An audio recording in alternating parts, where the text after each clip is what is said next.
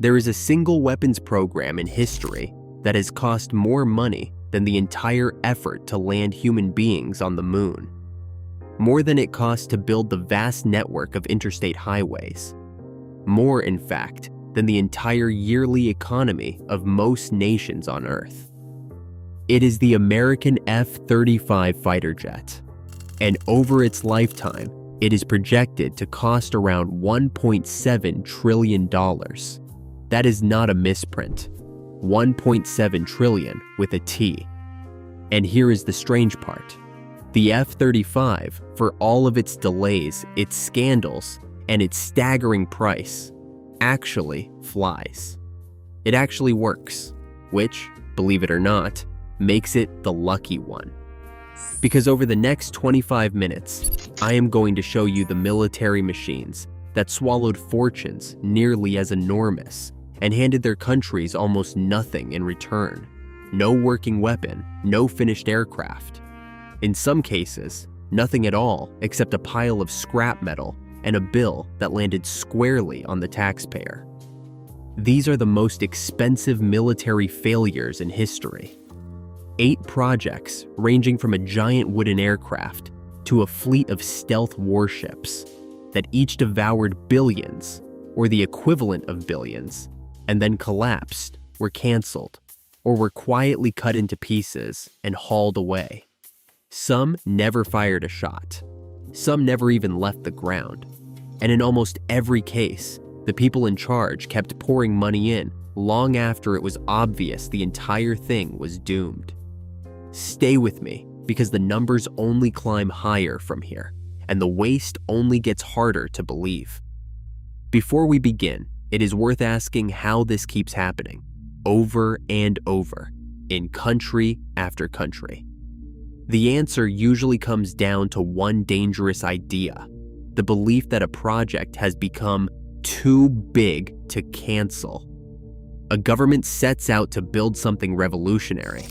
The costs begin to climb. Engineers run into problems nobody predicted. And instead of stopping, the people in charge convince themselves that they have already spent too much to quit now. So they spend even more, chasing the money they have already lost. It is a trap as old as warfare itself. And the bill, in the end, is almost always paid by ordinary people who never even knew the project existed. Our first example is a perfect illustration, and it was the obsession of one of the most famous men in America. In the middle of the Second World War, the billionaire industrialist and aviation pioneer Howard Hughes set out to build the largest aircraft the world had ever seen. The idea was a colossal flying boat, big enough to carry hundreds of troops or tons of cargo across the ocean, safe from the enemy submarines hunting the shipping lanes.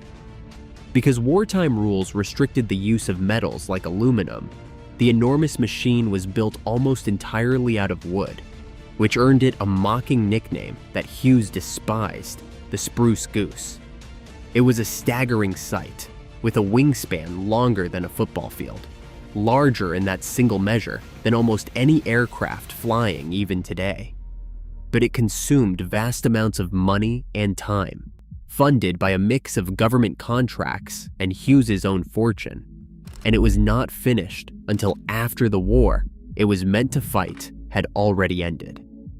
Finally, in 1947, with Howard Hughes himself at the controls, the giant lifted off the water in California and flew. And that flight lasted about 1 mile, at an altitude of roughly 70 feet, for less than a minute. Then it set back down, and it never flew again. The largest aircraft of its age, the product of years of labor and a fortune in public and private money, made exactly one brief hop across a harbor and then spent the rest of its existence as a museum exhibit. It was a triumph of ambition that delivered, in practical terms, nothing at all. A plane that flies once is at least a plane that flies. The next machine could barely manage the single job it was built for. In the late 1970s and early 80s, the United States Army wanted a new anti-aircraft weapon, a tank-like vehicle bristling with radar and rapid-firing cannons that could knock enemy planes and helicopters out of the sky. They named it the Sergeant York, after a famous war hero, and it was meant to be a high-technology guardian of the battlefield. Instead, it became one of the most notorious embarrassments in the history of American weapons. Its complex radar and targeting system struggled again and again in testing to do the basic thing it was designed to do: reliably tracking and hitting fast-moving targets. By some accounts, during one demonstration in front of senior officers and officials, the system behaved so erratically that its guns began swinging toward the reviewing stand, sending the dignitaries scrambling. Whether or not every version of that story is exact, the testing record on its own was bad enough to doom it.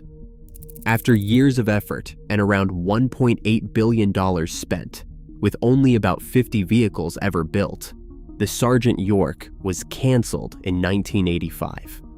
The Army had poured a fortune into an air defense weapon and walked away with almost nothing it could trust to defend anything. By now, you might assume these disasters belong to a less sophisticated age, that modern computerized programs would surely avoid such mistakes. They did not. They simply grew more expensive.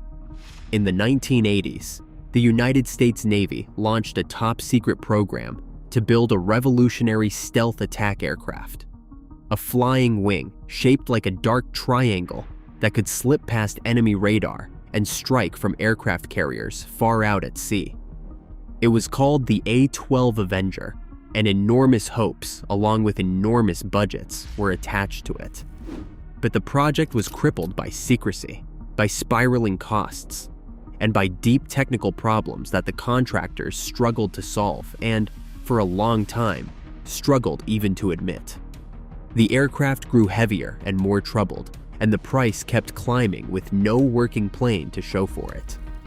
In 1991, the Secretary of Defense, Dick Cheney, did something almost unheard of. He canceled the entire program outright. By the time it was killed, around $5 billion had been spent, and not a single complete A-12 had ever been built. What followed was one of the longest and most bitter legal battles in the history of the Pentagon, with the government and the contractors suing one another over that lost fortune for more than 2 decades. $5 billion, years of work, and the only thing the program reliably produced was a lawsuit.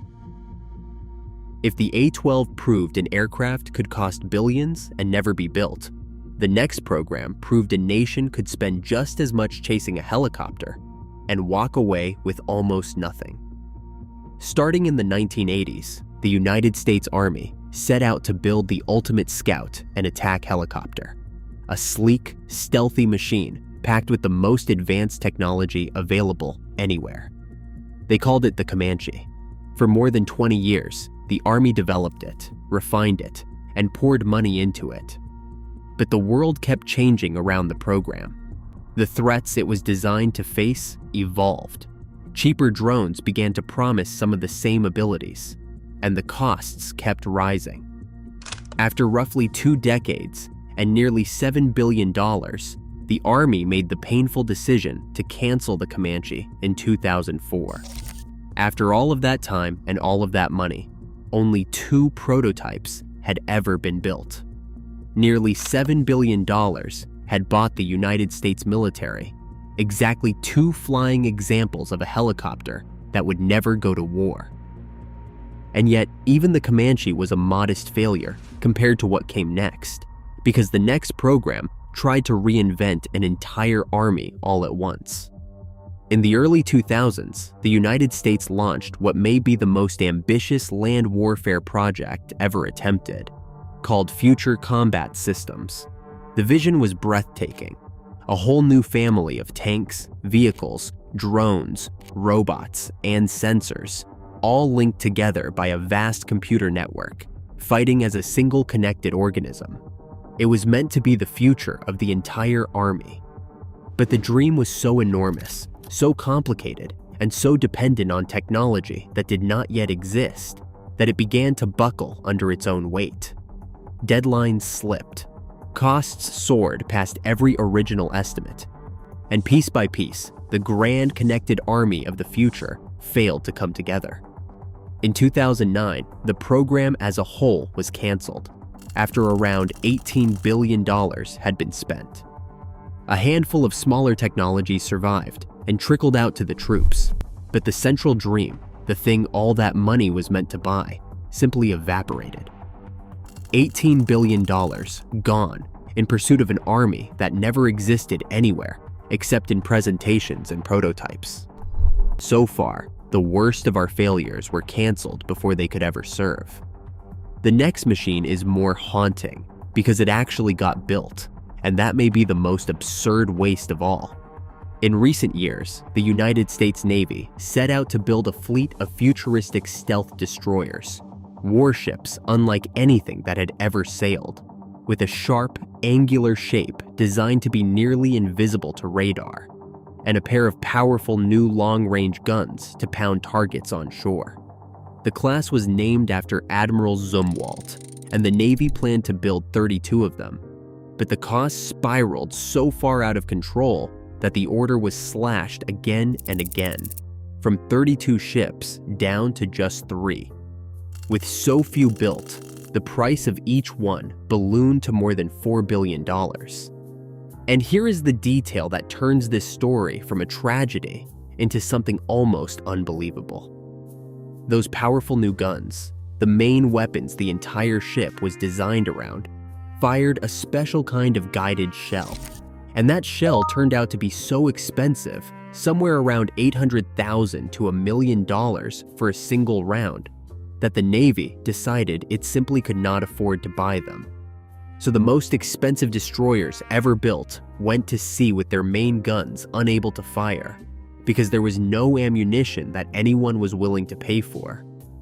Billions of dollars for each ship, and for years its biggest weapons were, in practical terms, useless.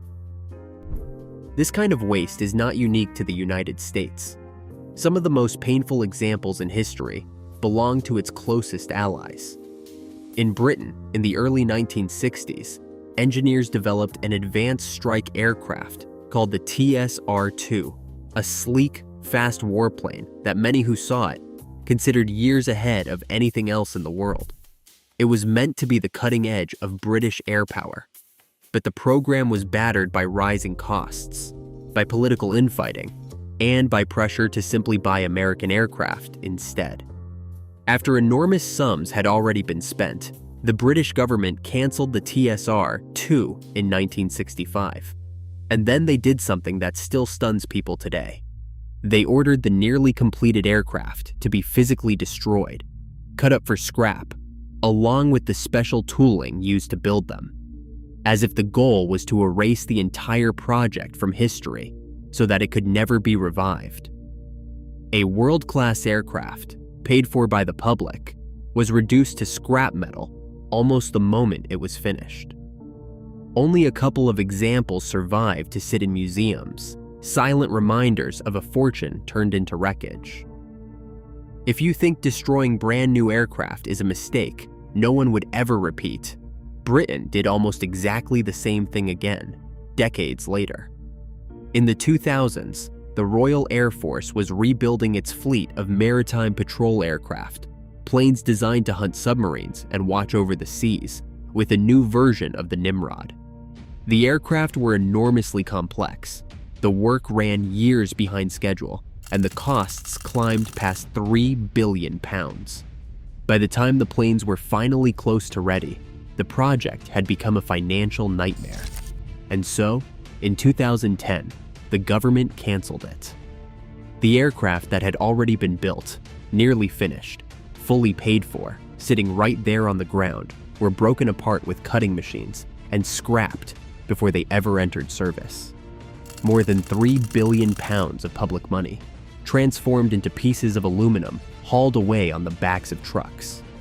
It was the TSR-2 all over again. The same painful lesson, the same fortune, the same scrapyard ending, learned and then forgotten and then learned all over again. That is the thread running through every story on this list, from a wooden giant that flew for a single minute to stealth warships with guns that had nothing to shoot. None of these projects failed because the people involved were lazy or foolish. They failed because ambition outran reality, because pride refused to admit a mistake, and because the people spending the money were almost never the same people who had earned it. The Spruce Goose, the Sergeant York, the A-12, the Comanche, Future Combat Systems, the Zumwalt, the TSR-2, and the Nimrod together represent a staggering mountain of wealth, enough to build schools and hospitals and roads beyond counting, poured instead into machines that ended their lives in museums, in courtrooms, and in scrapyards. And the F-35 we began with, the one that actually works, only reminds us how thin the line really is between the most expensive success and the most expensive disaster. Every single one of these programs began with someone absolutely certain that this time the money would be worth it. That is the most expensive belief of all. If you found this fascinating, hit subscribe, because this is exactly the kind of story we tell here. The real verdict on the machine's history would rather forget. I will see you in the next one.